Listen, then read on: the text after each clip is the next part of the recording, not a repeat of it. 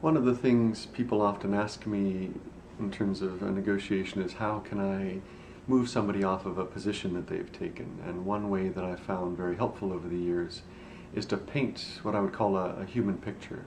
Make yourself a human being in their eyes. One of my participants from a workshop I did several years ago, we talked about it during the course of the day, and then the next day she came in and said she had a chance to use that in a negotiation she had had that night.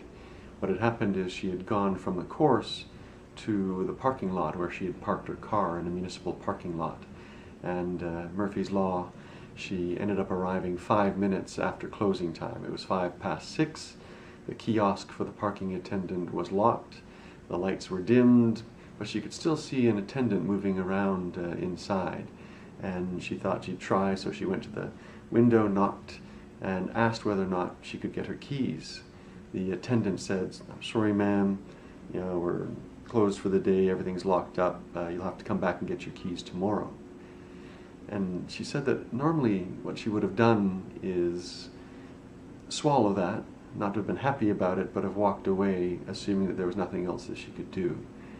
Instead, she decided to try what we talked about and painted a picture for the attendant of what her evening and the next day was going to look like if she didn't get her keys. So she said, if I don't get my keys, I'm going to have to walk from here down to the bus stop 2 blocks away, and then I'm going to have to catch that bus, then I'm going to have to change at a particular station, take another bus from there, and it's going to take me more than an hour to get home, and my kids are expecting me to be home at around 6:30, and they're going to be wondering where I am, they're going to be waiting for me, they won't have any dinner.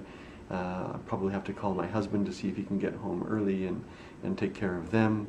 And then the next morning I'm going to have to get up an hour early and try and get in advance by taking those same buses back here downtown, and I'm going to be a mess the next day. And as she was painting this picture for him, she could see the expression on his face starting to change, and in the end he said, "All right, tell you what, just this one time I'm going to unlock the lockbox, get your keys for you, don't worry about it." So she got her keys, and the lesson there again is, if you can, make yourself a human being in the eyes of the person on the other side of the negotiation table. They're more willing to deal with you if they have that contact. Even hostage negotiators try, in the course of their negotiations, to make the hostage a human being in the eyes of the person that has taken them. So it's a useful technique in almost any setting, even day to day.